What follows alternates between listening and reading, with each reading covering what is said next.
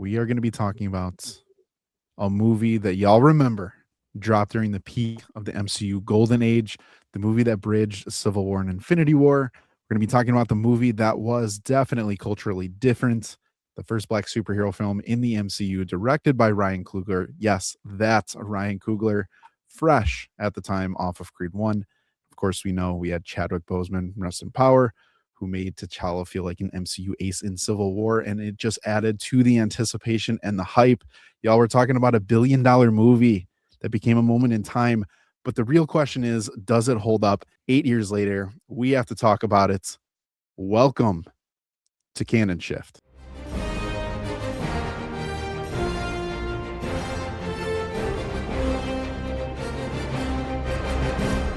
Like you teed up so well in the intro, that came out.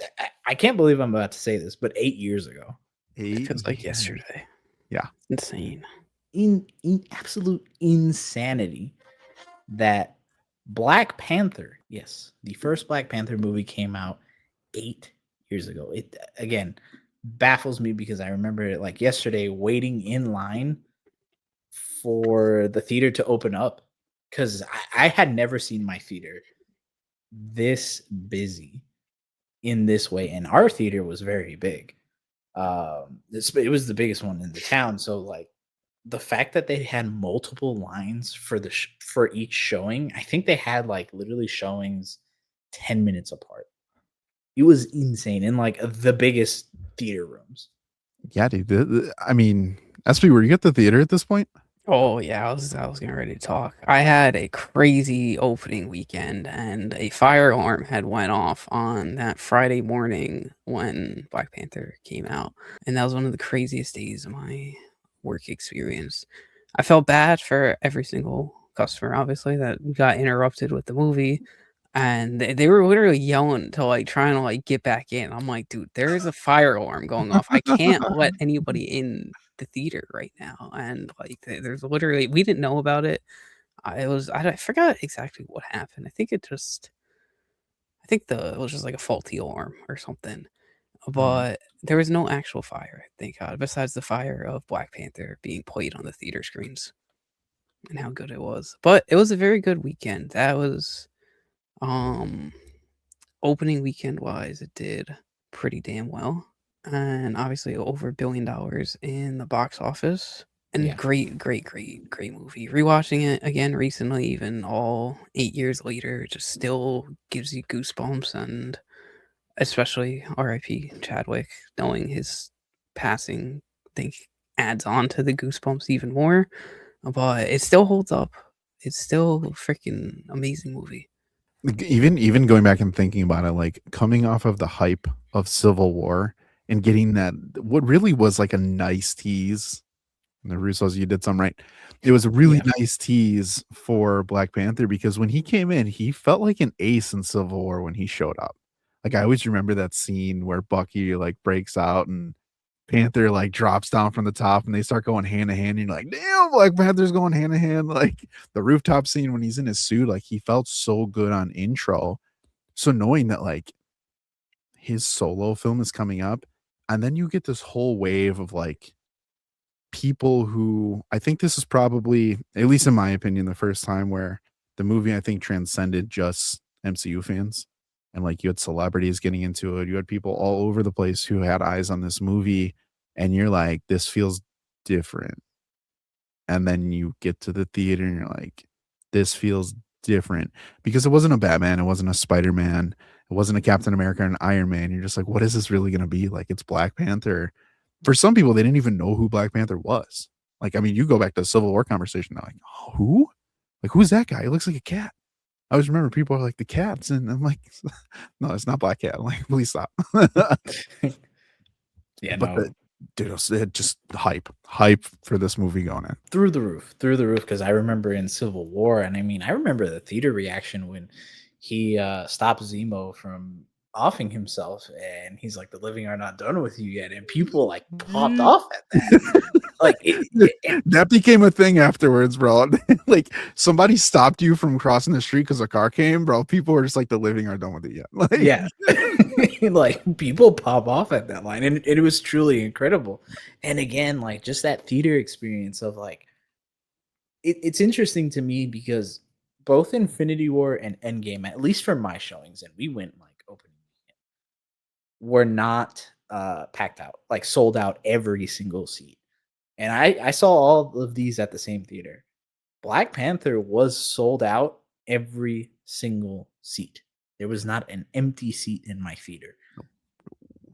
And again, just the fact that this character had very little live action representation, because again, we'll get into the comic talk and aspect of that and how that plays into the movie a little bit later. But the fact that beyond Civil War, there was nothing else about this character for him to have that much hype shows you just how well, like we said, the Russos did and the trailers did. Because I think a big part that got people hyped up was the trailers and the presentation of this movie. It presented itself so differently than anything that was coming out at the time. I mean, not just superheroes, but most other movies that seeing this, it felt like genuinely you were missing out on a part of a big cultural event if you did not go.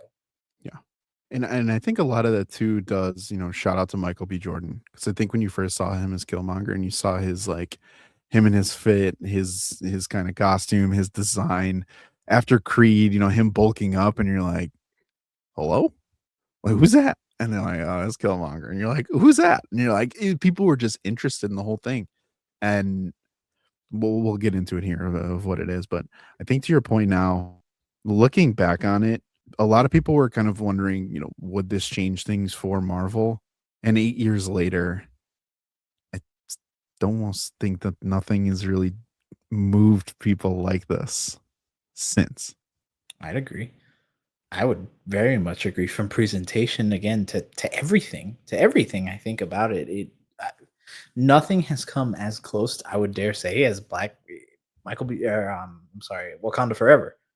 That's the only other thing that I can think that came as close to this. And again, a big part of that was presentation. And again, from Michael B. Jordan, like you said, Ryan Coogler getting that, after Creed, now getting that bump and being like, oh, the same dude who did Creed, which was awesome, is doing this. Heck yeah, I want to watch that. Then you hear the soundtrack, with Kendrick Lamar doing so many of the songs, so many songs that still hold up incredibly well, even now. Oh, dude, So good. I still listen to the Soundtrack is soundtrack, bro. so good. I All still the listen Stars to comes off at the gym playlist, and it's Jover. Yeah. It's going hard. all the stars, so many. It just Dude, the one with even the rewatching Weeknd. it the other day, just like hearing all the stars just through my headphones, it just literally brought me back to the theater. Like just that exact same vibes I felt from finishing the movie and hearing it on Dolby, whatever theaters have. Crazy. Still so good. I'll even say I really did enjoy some things in Creed because I think it was around that time that I was playing some like boxing games and stuff and like kind of like getting into it. And like Creed was cool, but there was something a little different. And then without knowing it, knowing that Ludwig Göransson is a part of this and watching the movie and now knowing how like immersed that they got into the movie and worked with Coogler and artists and those things of just the blend of the music in this is top notch. The soundtrack is top notch. The score is top notch and it blends so well together going into this because you had Panther's theme, but then right off the bat, you get the mix of soundtrack score, Wakandan theme, and it just let's talk about the movie. I was going to say, transitioning into that, I think another aspect that I personally have to really praise the movie about, and again, we'll focus on certain characters after, but it's the fact that I think, in my opinion, it is still one of, if not the best MCU projects overall that handles almost every single character perfectly, where they don't feel out of place, that they feel like they are important to the narrative and they add to it, and you don't feel like they are wasted. I mean, from Claw, from Shuri to Zuri to Killmonger to Queen Ramonda, Ross, everybody. Ross, Okoye, everybody, Nakia, M'Baku, again, everybody just feels like they belong. And that's an incredible thing to say about any movie. And especially too when you go back and think of, you obviously have your title character and main character in Chadwick Boseman as T'Challa and his kind of through line in his story. And the way that this movie introduces a character makes that character feel better and takes them a step forward, but then feeds T'Challa at the same time is so good. And you can really slice this movie in half and go the first 50% of who is Black Panther, and then boom, you get your reveal of the whole moment with T'Chaka and T'Challa's uncle and really what happened. And then boom, you get your second half of the movie, the vibes in between those. You could break this down into thirds, you could break it down into halves, quarters, eighths, sixteenths, like literally follow the music with this thing. And you'll find so many ways that this can bridge to the next thing. And it's so cool. Really, I mean, I watch this movie every year and it's on TV. If it's on, I'll have it on. And watching it this time, especially after reading more Black Panther and seeing how authors and writers have created him and visually how people have drawn him and just the arcs that he's been taken on, this movie did so well establishing this MCU Black Panther, honoring what came in the pages beforehand, but taking, to your point, like the Claws and the Killmongers of the world, and just making this brand new story to give us to be like, hey, here's $1 billion story. Like, you're welcome. And it's just insane to see when you break it down again. And I really think too, on top of that, not just that, it solved a lot of the big things that I think people were feeling about the MCU for a while. How they were like, it's been, I know Guardians of the Galaxy did produce a new team and a new set of characters that I think people felt attached to, but I think after that, it was kind of your same, your bread and butter MCU characters, and then Black Panther came along, and now you fell in love with a whole different part of the MCU. It showed you a whole different nation and story that you can really connect yourself with, and that people attach themselves onto and have loved ever since. And not just that, I think one of the big things that even up until 2018 was a big conversation piece of negative about the MCU was the villain problem. So many people were like, "Hey, villains kind of either suck, don't stick around, or just don't feel like as impactful anymore within the MCU," bearing a few Yeah. exceptions here and there. But then Killmonger came out, and now the conversation shifted, and now I still think Killmonger is held up there as like, if you want a superhero movie villain, how do you want to make them in the vein of? And I think Killmonger is brought up a lot of times. I'm curious what you think about this, because as I went through and looked at Killmonger again, I agree he's one of the best villains, but when he steps into Wakanda, he almost makes your heroes feel like the villains.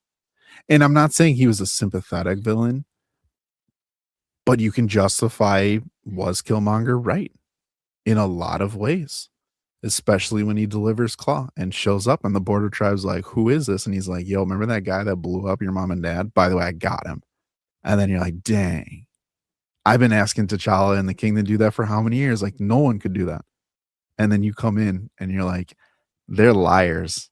I'll be the true king to tell you. People who look like us are out here dying. I've seen it. So do you really care? You're sitting here comfortable on your thrones. I'm a person of action. Let's do it. Wakanda's the strongest. Let's prove it. And like, it is villainous in a way, but at the same time, it's legit. Like he brings up legitimate questions, being like, guys, I think he might be right. And then you get your whole thing with like Nakia and Okoye. And Okoye is like, I gotta look at the throne. Then you get the switch with M'Baku. Like Killmonger does so much to flip the dynamic of this movie on its head and make it so interesting as you sprint towards the end. Then next thing you know, the movie's done. 8 years later, and I'm glued to a TV.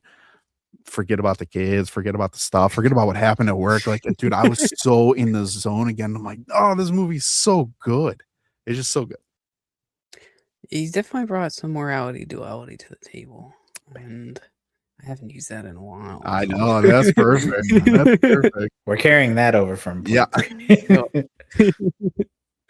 But no, he's a great villain, and I do want to point out one thing that I really liked was how he kind of designed his suit to be like Vegeta, because Michael B. Jordan loves Mm-hmm. Dragon Ball and Vegeta. Just fun fact, he pretty much tailor made that to like be a Saiyan shield type or Saiyan armor inspiration, Yep. and I thought that was awesome. Just this little side note.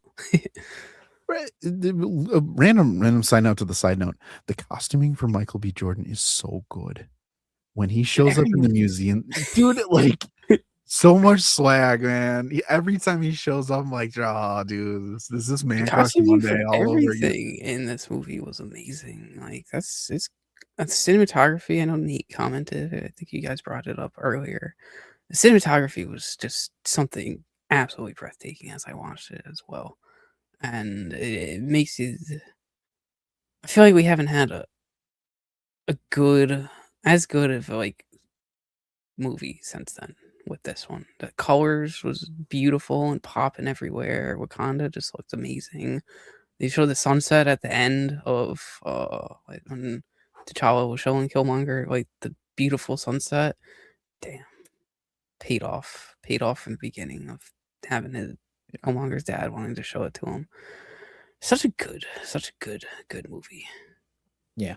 Yeah, it's incredible the amount of work they put into it. Because if you guys haven't seen, definitely watch the what's it called? The Marvel making behind the Assembled or scenes. making Yeah. up. Yeah.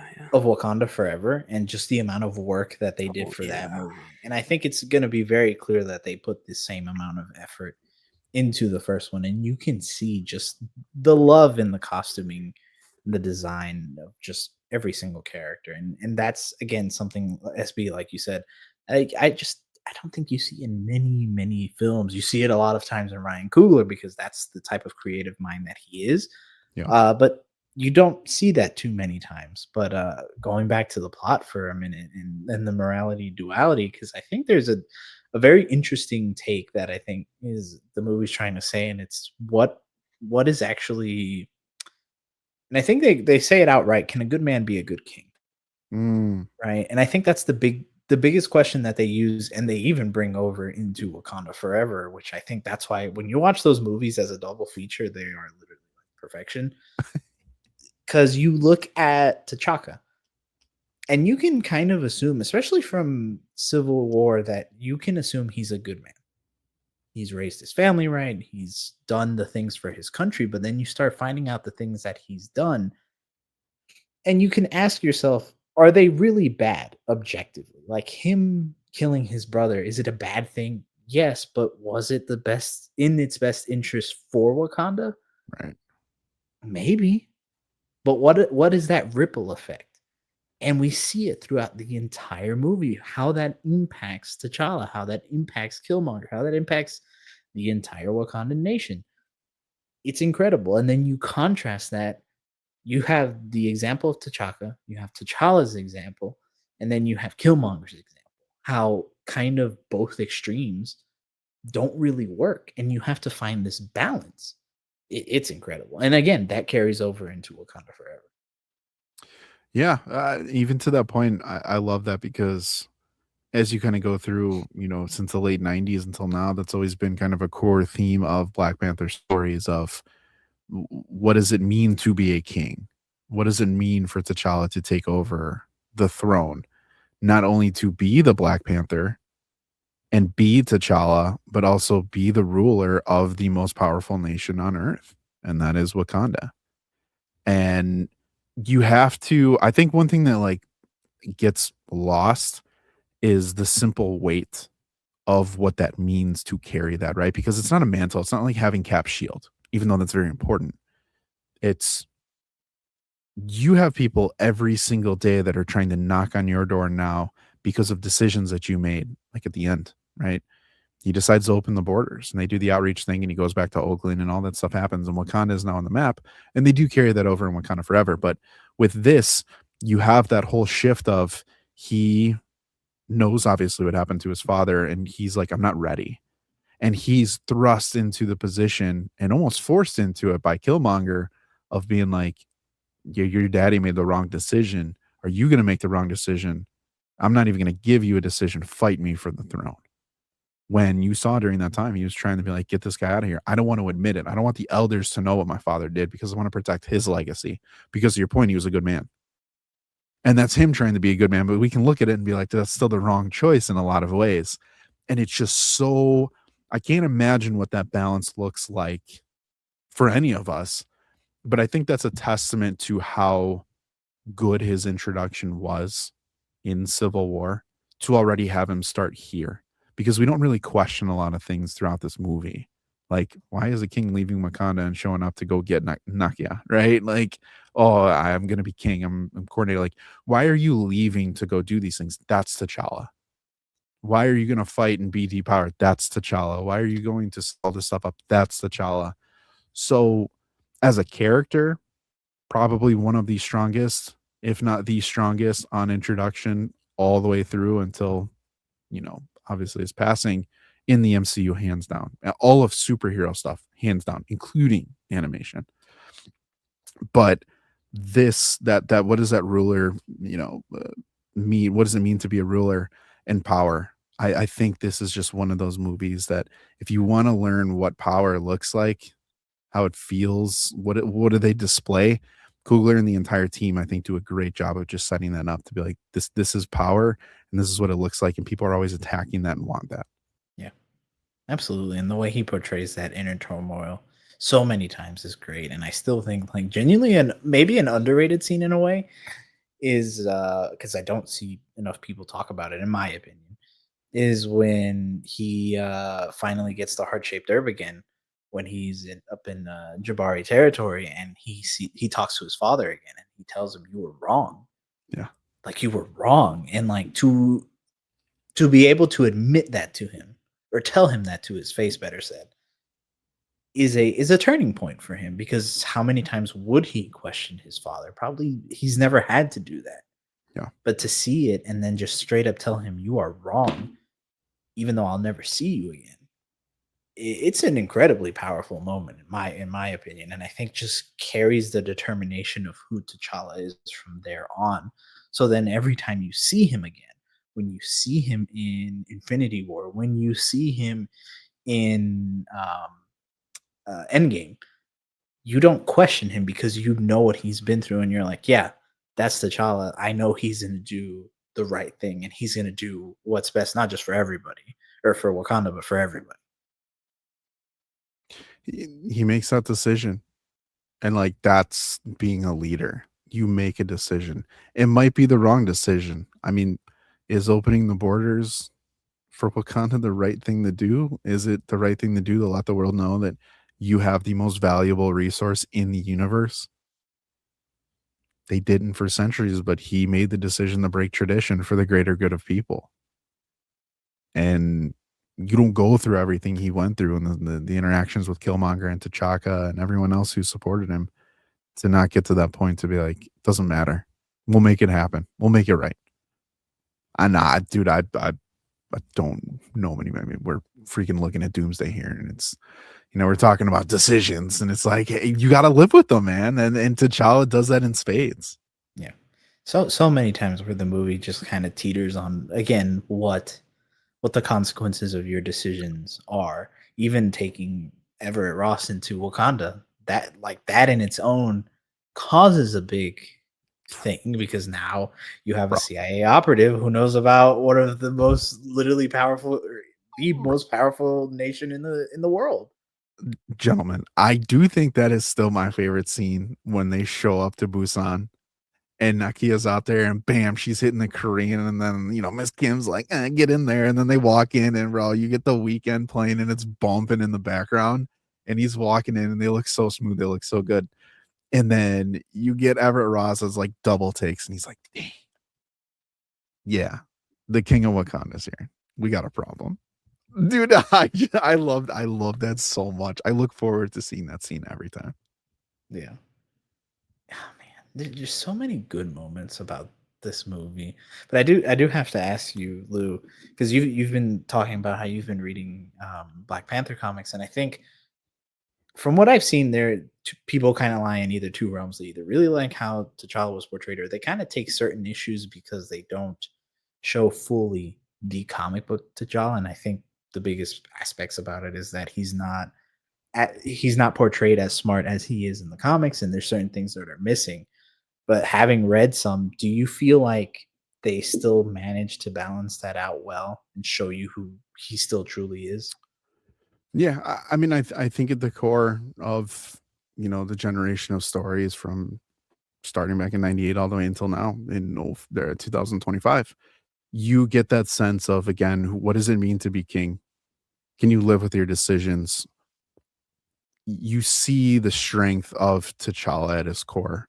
And it almost reminds me in a lot of ways of like your shonen characters in anime and manga to where they influence the people around them and they show enough grit and determination no matter what to overcome the odds in the end. And I think that definitely was captured. He's not as techy or as to your point as technologically, there per se, but I think they gave more of that to Shuri in this, which I don't think was a bad call. There were some other deviations and stuff, but at the end of the day, for T'Challa, he's the smooth, suave guy. He carries himself like a king. Like he just has that swag, and I think Chadwick Boseman really embodied that throughout this to be like that is T'Challa. That is our live action T'Challa, and that fits. I think if you take that out, I think you still see this version of him, even in the '90s wave, right? Um, do I think that he could have been a little bit more brutal in ways? Maybe. But I think when you see that in the Panther costume, especially in Civil War, you got more of that in Civil War. And then I think they told a little bit more of the story. So from like, from Civil War all the way until Endgame, I think they did a great job of capturing that. And I think if you guys were to go back and read this, which I highly recommend, Christopher Priest, Reginald Hudden, like Taneshi Coates, like go read, and you will feel you're like, oh yeah, I remember that from Black Panther. Like you can visualize and hear things from Black Panther uh live action back in these times. I have some of the voice still in my head when I'm reading this stuff. But I don't think that they were far off, if off at all. For sure. For sure. And I think, Nate, to your point, I think that line right there, every breath you take is a mercy from me, when he's about to take out Claw, like midway through the movie, it does show that he can get to that point. Right. But again, to your point, I think they did a great job of showing that he's an ace no matter what. Even if you do, even if you can't show some of these other moments that I think maybe if T'Challa was in a Black Panther 2, I think they probably would have done more of that. Obviously, just you know, real life circumstances couldn't allow for that. But Right. I think he embodied the character so well that obviously Black Panther, I think, blew up even more into other things. So SB, I'll ask you this: what other adaptations that you've seen, from video games or anything, from Black Panther, that what's one that you just really love? Mm, I mean, I've been waiting to see what they're doing with the that Marvel 1943 game with Black Panther, but Don't get me started on unfortunately that, that's been on y'all. the back burner for like 3 to 4 years. Yeah, I'm not gonna lie, I don't really know Black Panther outside of much media besides the 2018 movie, so I've never really read much Black Panther comics. I guilty to say I've never seen Earth's Mightiest Hero, so I don't really resonate with him from there. And I don't really remember him in Ultimate Alliance that much. So this movie always was great, like exposure to T'Challa and just the whole Black Panther war for me and everything. But it makes me wanna like it makes me wanna learn more about him. I just haven't really gotten around to it, unfortunately. It, I think you bring up a really good point because I think you can look at this and say, have you watched the animated Black Panther? Have you read all the Black Panther? Like, there's tons of history out there. The Fantastic Four were first introduced, like, oh, we don't know Black Panther. Like, dude, we're fans of superheroes. We're fans of superheroes. And if this is, not just you specifically, but if anybody who's watching this, like, if your exposure to Black Panther is the movies and you're like, Black Panther is one of my favorite superheroes, then Black Panther is one of your favorite superheroes, and that's how you consumed him. I don't think it makes any less if you read. I don't think it makes it any more if you read. I don't think it makes any more if you've read or watched the animated shows or anything like that. The quality projects, in my opinion, that capture the essence of this character, you'll be able to catch that in all these other ones. And everyone, you could be an only reader, you can be an only, movie watcher, whatever it is. Quality meets quality, right? And when you get that, at least in my opinion, if dude, if you watched Black Panther 2018 and you never read or consumed any other Black Panther, I'd be like, I think you're good. Still, I think Panther. Oh yeah, for sure. And I think definitely that knowledge can always be expanded upon, and we'll talk about that a little bit later in the live stream. But again, to your point, I think there's so many good ways to consume Black Panther, and I think this is genuinely one of the best entry points for any superhero in general, because I think most of the time what ends up happening is the portrayal ends up being very far off from the character. And again, we'll talk about that a little bit later, but I think, like, just because I've been reading a lot more of him, but Moon Knight, once you start reading Moon Knight and then you watch the MCU show, you're like, these are not the same characters at all. It's still a good show, but it's just incredibly off. Yeah. But I don't feel that with Black Panther, and I don't see it that way. Is there things missing? Yes, but I think there's things missing from almost every MCU hero because they Right. just don't have Right. the time, unfortunately, to Right. put everything into it. But I think they do a very good job with Black Panther. Yeah. And you know what's funny about Black Panther? Black Panther, to me, I do think this is one thing I'll say, that if you were to increase exposure, it would make sense. Black Panther can go with the cosmic gods of the world. My guy can fight street level. He can be an Avenger. You put him on the moon or Mars, and he's like, "We're gonna win." Like, Black Panther, they could do a lot more with him and make him feel really good. And again, don't confuse that with what we've seen in 2018. Again, it's the core, the nucleus of the character. Did you capture the nucleus of the character upon their first solo entry? And that, to me personally, is one of the most important things when you get, an MCU type character like Ant-Man. That's the complete opposite end for me. A lot of people, Ant-Man, that was first, experience with it. And I'm like, no, like, no. Yes, it's not Hank Pym, it's Scott Lang, but like, go read some Hank Pym, because people are like, no, Ant-Man sucks. I'm like, no, Ant-Man does not suck. Even Scott Lang, to be quite honest. Scott Lang doesn't. That's kind of like an MCU thing. Captain Marvel, kind of an MCU thing. So I think that's just a testament, though, to go back to like how good and how much Ryan Coogler and team are so connected with the character and capturing the feel of the character to deliver something that, again, you don't need to have any background, but if you do have background, you're probably really satisfied with it. 100%. And Nate, to your point, him taking down zombie Thanos in Marvel Zombies, you see that moment and like no one questions that, because you are like, yes, Black Panther is capable of that. And then you see all the other things that they do in comics and in games with Black Panther, and you're like, yes, Black Panther would do that. Even if I've only ever seen the movie, yes, Black Panther would do that because he's that dang cool. You boot up Rivals, even though yes, it is a comic storyline, and you see that Wakanda's in space, and you're like, yeah, I can see a multiverse where that happens. Yeah. Wakanda is in space now, and I accept that. And that's awesome. Listen, kudos again to the movie and the show before we move on. One quick thing, your favorite part of the movie. Your favorite part of the movie.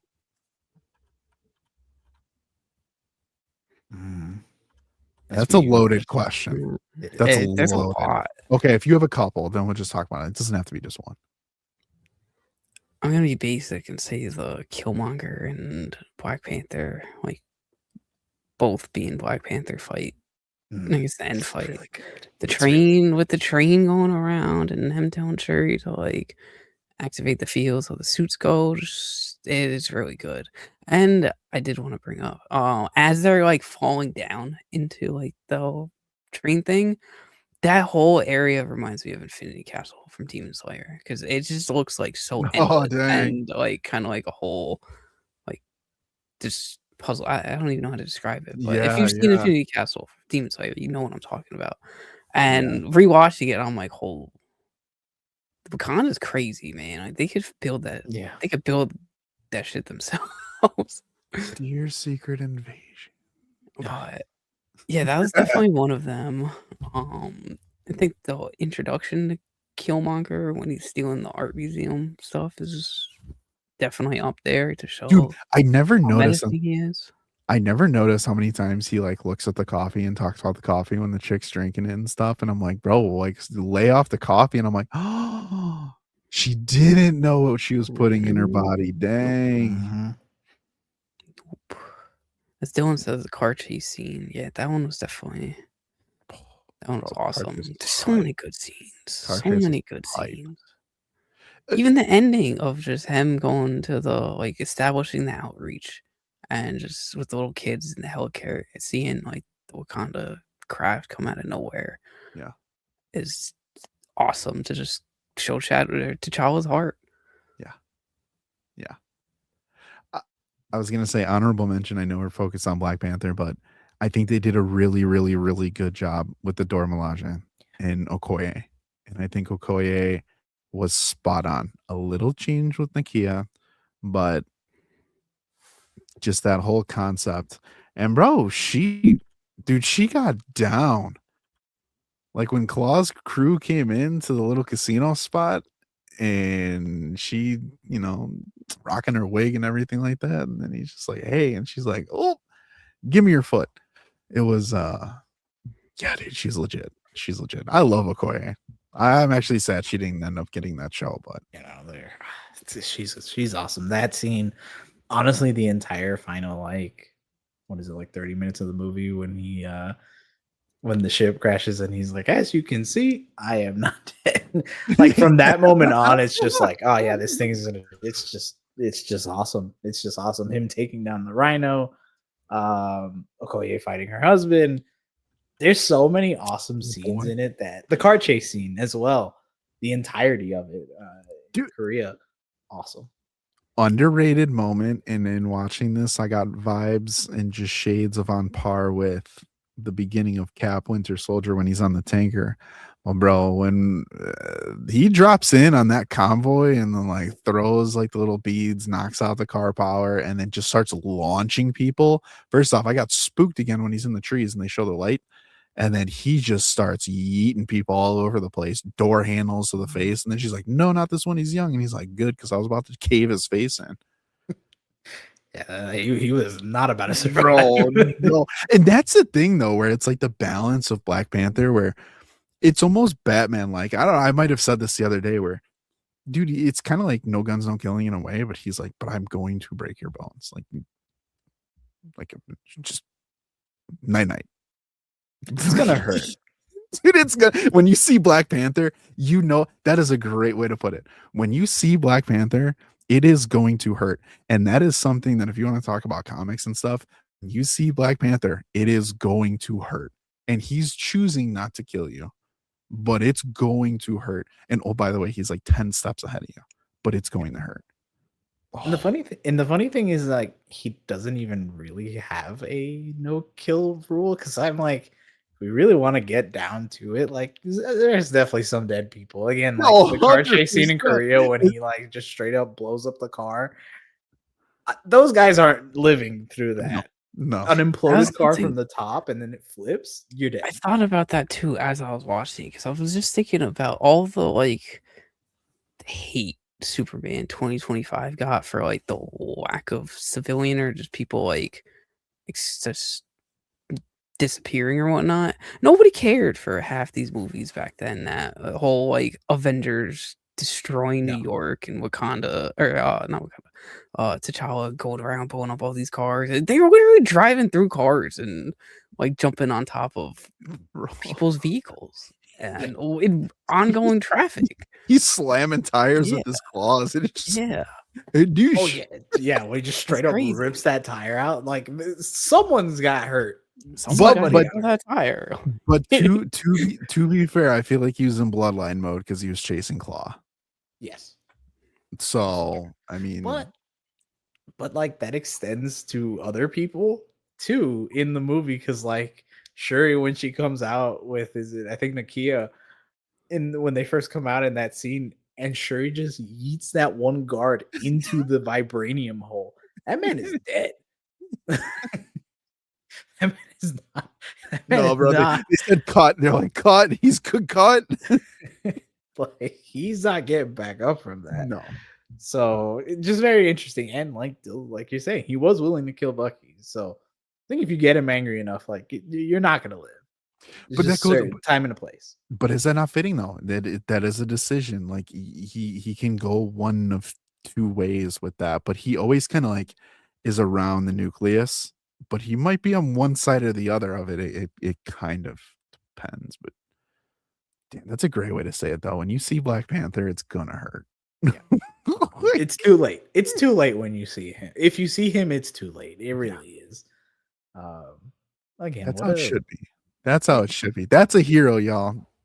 What a great character. And I think a very fitting way to end this before we do talk about the other topic we have is to talk about Chadwick for 1 second, just because I think I know a lot of people talk about it, but genuinely, and I know we've said it already. What a great casting. And his passing is genuinely, I think, one of the more tragic passings out there. Because I remember a lot of people, there were some pictures circulating around. I think it was probably like close to a year before he passed of him looking a lot skinnier, a lot more frail, and people were like making fun of him. People were like, "Oh, that's Black Panther," and like not knowing what was going on. And so many people just assumed so many different things, and it was just really nasty to see. And then people, once they realized, and once his passing came out, to know that he was going through that, and for nobody to know really except his close family, I still think is incredibly powerful thing and message in our time. Like, don't I know sometimes we get lost with like celebrities and things, and I'm not gonna defend celebrities on here, and because you never know with anybody these days, but True. Sometimes they're people too. Not sometimes, they are people, and just know not everybody's bad. And I think for T'Challa, Chadwick Boseman, that one was impactful in many different ways. Yeah. I was watching a interview at the gym today before this with him just talking about kind of like the impact of Black Panther, and he was going on a story about how two kids that he knew had cancer and were terminally ill, and just kind of broke down in the interview just about how they told him that their families told them that they're just like holding out and hoping they had enough time to go see the movie. And in the middle of the interview, Chadwick, like had to pause and started breaking down crying. And it's just crazy to think about that, like knowing what he was going through back then and how like him speaking about that and making it about the kids versus obviously bringing his own stuff out and keeping that hidden. He was a hero outside of being Black Panther. I thought that interview, that was definitely was a sad one to watch. Yeah. Y'all getting me choked up on the first video for Canon Shift. I know. Oh. It's true though. I mean, just seeing and like hearing how people talk about him in interviews. Again, watch that Wakanda Forever making of. You'll see like he affected so many people, and then even some of the more recent stuff that Ryan Coogler has come out and talked about him, just like how clearly how much he impacted the people's lives that were around him. It's truly beautiful, I think, to see because again, with how celebrities are, especially nowadays, and all the real life stuff that's coming out about certain people, a lot can be bad. But then when you truly see someone who is good, it sucks to see. And I remember him passing, and when I was collecting comics, like again, so many like I think it was like a good month or two. I think it was almost maybe even 3 months as books were coming out. And I know all Marvel books did this. They had a rest in peace Chadwick Boseman like a little banner above the main cover. So for that, that's a big thing to happen. Even so much so that Todd McFarlane gave him an homage cover in for Spawn. It was incredible. It was very nice to see. Dude, it like makes me gulp and pause like every time I come across one of those. And I'm reading, I go back and read something and like I don't expect it and I see it and like damn. Yeah, Yeah. because I think really the only other one they did something like that for was Stan Lee when Stan Lee passed. Yeah. That was the only other time I can remember them doing something like Marvel Comics doing a big tribute thing like that. They've always done tribute things, but most of the time it's more inside the comics and they're like, hey, remembering such and such artist or Right. such and such creator. But for it to be on the main cover, like you see it on every single book, it didn't matter what book it was. Again, just shows you the impact of the person. I think. Hey man, rest in power. I hope this time next year, we still talk about this movie in the same way, and that's great. It's great. Yeah. I think 9 years, 16 years, 20 years from now, I still think we'll look back on this movie and be like, yeah, this movie is sick. And I honestly think will stand the test of time forever and will be one of those classics like we'll be telling our grandkids about. They'd be like, hey, you know what movie you should watch, young, and go watch Black Panther. Yeah. Come watch Black Panther with Grandpa really quick. Yeah. I'll watch it forever. Shout out to FX when it's on every other Thursday.